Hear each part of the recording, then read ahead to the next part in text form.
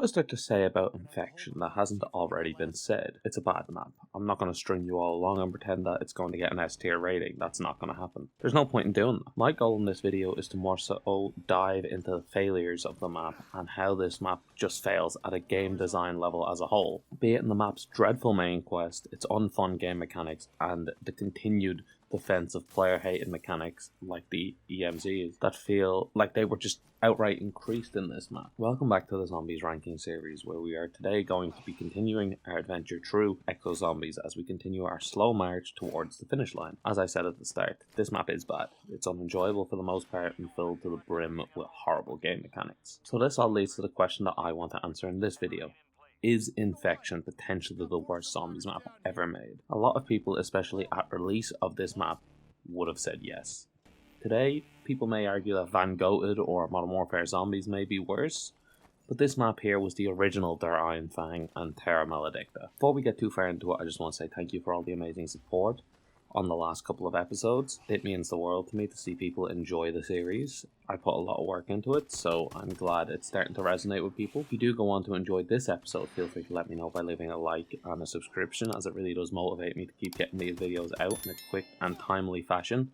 The more support they get, the more I can justify creating them, as I do have a lot going on. Of course, I'd also really like it if you left a comment just letting me know how you feel about Infection as a whole. And yeah, let's just get straight into the video. If there's one aspect of the map that has improved from Outbreak, that is the map's design and flow, especially for the early rounds. The map contains more exterior sections to explore as a player. There is more room for the player to use the exosuits. This map in its early rounds is probably one of the best for learning the new exo mechanics, as there's so much more room than Outbreak for the player to make mistakes and practice these new maneuvers that are possible with the exosuits. The map is split into 4 main sections that the player can explore. This time, 3 of these sections are actually outdoors, like I mentioned above. This is vital to the Exo Zombies experience, that the map either has large exterior sections or the map has insanely high ceilings, so the players can actually use the new mechanics that the developers implemented into the game. As I was saying, the map is split into 4 different sections. Atlas Command, which contains these prefab Atlas buildings like small Atlas strongholds in this kind of complex. We have Burger Town, which is like the highlight of the map according to the marketing. All I can remember from when this map was coming out was the trailer talking about how Burger Town was back and oh, here's a zombie map on Burger Town. How lucky we are to have a zombies map on this iconic location. In reality, Burger Town is actually a really small location in the overall scheme of the map. It's really not all that special. The last outdoor location is Value Voltage, which is like this garage area where you can like refuel and charge your electric cars. It's like a petrol station. I don't know why this area exists. It's very similar to Burger Town. They're basically identical. They're not different in any way. Finally, we have the godforsaken sewers, which in the later rounds of the game is where you will be located. It's not a choice in the matter. The sewers are these tiny ass cramped corridors that you can barely fit 2 zombies in, let alone you and 2 zombies. Good luck trying to use the exosuit in these sewers, because that shit is not happening. Oh, and did I forget to mention, the sewers contain the only infection cleanse platform on the entire map, so you will definitely be going in here at one stage. The sewers are one of the biggest issues with the map, as they just do not work with the fundamentals of Exo Zombies. The point of the game is to be high octane, fast fun with insane movement, yet the map design here just does not match that aspect of the game at all. Of course, if you've never played this map, you're probably thinking just avoid the sewers, don't go into them. If it's such a big issue, just don't go into the sewers. Not only are they fundamental for map transport, they link, it's the only way to get to Burger Town is through these sewers. And Burger Town is crucial to the Easter egg and it has exo health. And you need to get your exosuit from the sewers. The sewers are crucial. But on the later rounds, there are aspects and mechanics to this map that make it impossible not to go into the sewers for at least a round. Overall, the map's design is an improvement for Outbreak, but again, there are some major map design flaws, specifically in the game mechanics of this map that hold the map back from potentially being one of the more enjoyable maps in the game. If some of this was toned down, this could be a really enjoyable Exo Zombies map. But unfortunately, it's not, and as it is now, it is just not a good map. Okay, now I'm going to talk about my game mechanics, my gripes with the game mechanics. This map contains some of the worst new mechanics in a zombies map that has ever been introduced. Firstly, we have the toxic gas zones, which spawn in randomly every couple of rounds. They spawn in an infectious cloud over one or multiple of the exterior zones, so the outside areas. This is what I was referring to earlier when I said you are kind of pushed into the sewers. You literally cannot play with 3/4 of the map in the later rounds, because as the rounds progress, the toxic gas spreads to more and more areas of the map whenever it shows up. This feature literally adds nothing to the game, and I'm baffled that it made it past the design stage. Like, I am writing this out right now, and I'm so confused as to what this adds. Like, what does this add to the player experience? It adds nothing. There is no enjoyment factor with this mechanic, and it frustrates. It's like as it was designed to frustrate the player and restrict the play space for literally no reason. Like, I don't get it. It's stupid. The survivors are the other major new mechanic. Unlike the gas, I could actually see this mechanic working to the benefit of the player if there was some changes made to it. But there wasn't, so we have to talk about it as it is now. How it works is simple. Every few rounds there's a survivor that spawns into the map and requires you to lead them back to the spawn room or value voltage or somewhere outside where a helicopter can pick them up. You must defend them as they make their way towards this location. They get swarmed and beaten by the zombies, but you just kill the zombies.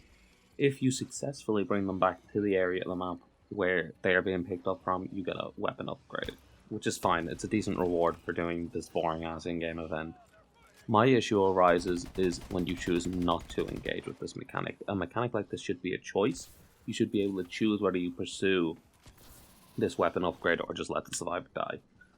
But if you choose to ignore the survivor and choose not to help them, the entire map, every section will lose power for 60 seconds. That's not too bad, right? You can just wait the 60 seconds in value voltage or something like that, exoing around while you wait. No. Instead, you have to go around to each power switch manually and return everything on after the exo blackout, or whatever the fuck they call it. Once exo blackout happens, all of the map's power turns off, and after the 60 seconds you then have to run around and repower up everything. It's just a massive waste of time, and it's kind of miserable. Like, why the hell did they think this was a good idea? It's just a woeful design for the game. It's not a good mechanic, and I don't know who they thought it would benefit adding this in. Overall, these new mechanics are disastrous for the enjoyment of the map. I cannot believe that both of these mechanics still exist in the game as they currently are. They were never patched, and I am baffled by that. The gas cloud should not be there at all, and the survivor should be worked into being an optional mechanic that players can choose to engage with if they would like the reward. Next, we're going to talk about the enemies and the wonder weapons. Exo Zombies continues its descent into being the most baffling creation of all time by introducing one of the worst wonder weapons ever created in the Magnetron. I'm not even going to bother purposefully looking for gameplay. If I get lucky and I get this out of a box, you can see it. But I'm not wasting my time even trying to get this piece of shit weapon. Editors know I did. I got the weapon. And you know what? It actually wasn't that bad, but a lot of my complaints here are still valid. It definitely killed a lot faster than I remembered. This gun is basically a laser rifle like the EM1, except it's kind of worse in terms of the fact that it can overheat and it runs out of ammo really quickly, but it does do more damage. That is something I absolutely got wrong in the script before I played it. This thing can kill. The killing is not an issue with it. It's more the overheating and the fact that the ammo drains incredibly quickly. Also, this weapon is really, really bad against the main enemy of the map, the Goliath, the new boss type enemy. It basically does nothing. So there's no point in using it against him at all. Moving on to the new enemies that have been added for this map, we have the insane new boss type enemy known as the Goliath. This thing is just the embodiment of this game's horrible design choices boiled down and distilled into one fucking shit-ass enemy. This guy has insane amounts of health, high damage, and can disable your exosuit just like the horror that is the EMZs. This creature is insane, and I remember the first time I ever fought him. It took forever, like the entire round, and I do believe he even took me down like a couple of times to just kill him. If it wasn't for this game's new down system, I probably would have lost the game at that point. This guy is just an embodiment of unfun, unfair design that this game could throw at you. What an L of a fucking boss. We also have these new spiky enemies, the Spikers I think they're called, which is an addition similar to the Charger Zombies, except when you shoot these bad boys, they fling spikes out of their body right into you. They can also hit enemies on zombies as well. If I was to give a positive to this guy, I'd say he looks cool, but other than that, they're a nothing enemy that really just didn't need to be introduced. They don't add anything to the game, other than being a nuisance. We have another new enemy addition in the Oozers, which actually only appear on this map, unlike most of the other enemies which do come back.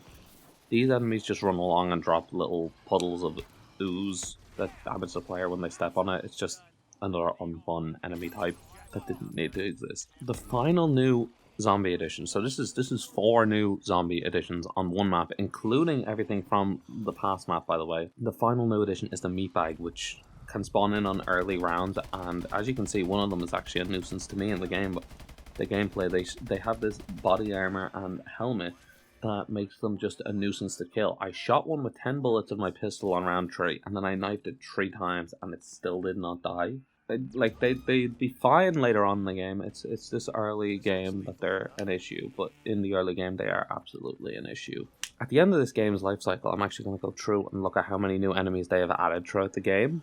As I said, I respect Sledgehammer for putting all these effort into creating all these new enemies, models, and mechanics for each enemy, but it's just too much. This map contains all the new enemies and the old ones from Outbreak.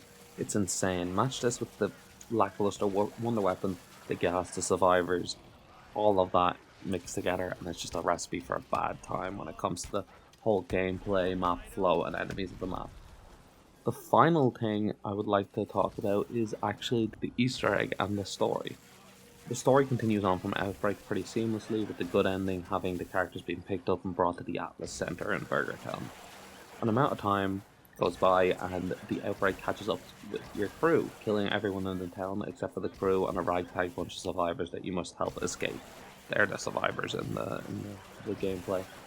Sentinel makes its first appearance in this map's final cutscene, but they also appear in the game themselves as they pick up the survivors. The final cutscene contains the main Sentinel member saying he must kill one of our main characters in the outro cutscene with a massive fade to black gunshot. This cliffhanger will be picked up at the start of the next map, not the end. The story is somewhat cohesive and actually rather gripping. It is nice to have a casual, down-to-earth zombies breakout story that does not have evil Germans or multi-dimensional squid creatures involved. I actually really like the story and the progression of our characters they go through as the story continues to progress. How do we get this ending cutscene though? We go through the brand new Easter egg that brings the players into the depths of a dark secret within the Burger Town Corporation. The secret recipe, ending with you fighting Bubby, the Burger Town mascot, in an arena inside the Burger Town Burger. Sounds awesome, right? It's a really cool Easter egg. Too bad I made it up. All that is fake. No. We get the ending cutscene by rescuing 25 of the optional survivors on the map.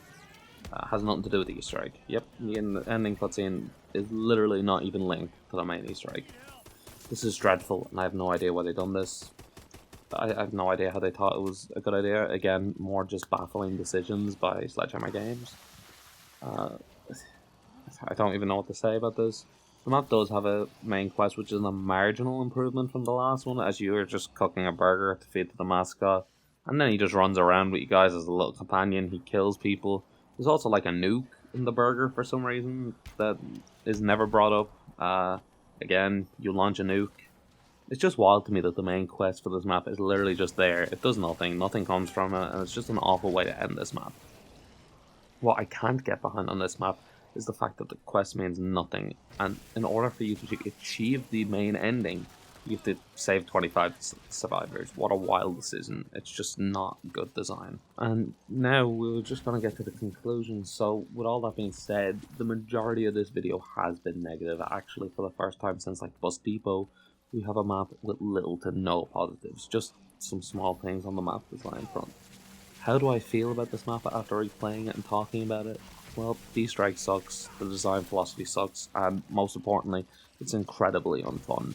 It's also rather challenging, especially compared to Outbreak. Like, compare this gameplay in this to my gameplay on Outbreak. There's a lot of bullshit in this that caused me to go down 3 to 4 times. Like, I just outright died out on this map while recording the gameplay.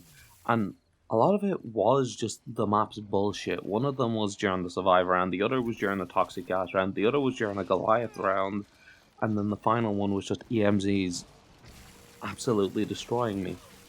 It's just not fun. It's kind of unfair design. Like, I'm not saying I'm the best zombies player, but I'm absolutely not bad. I'm not game over by round 15 bad, especially not with the Wonder Weapon.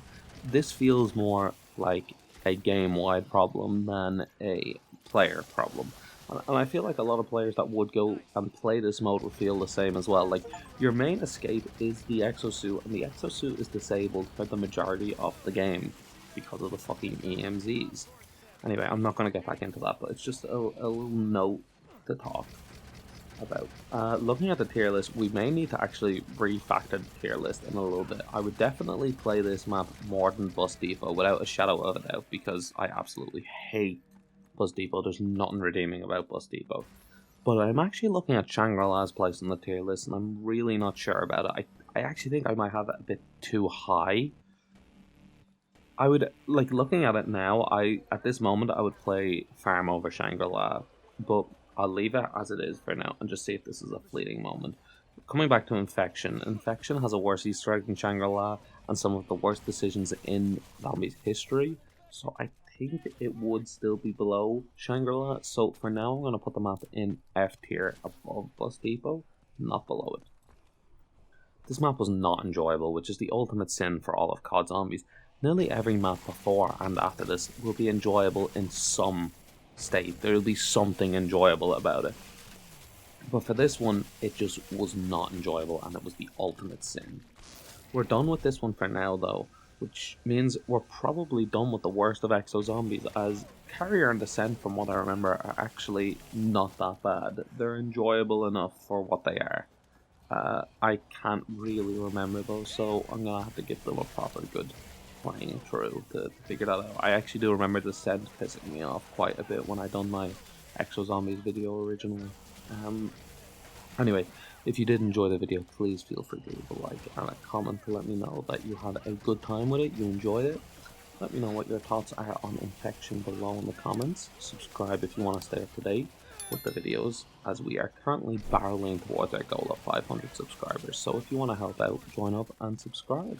I will see you guys in the next one.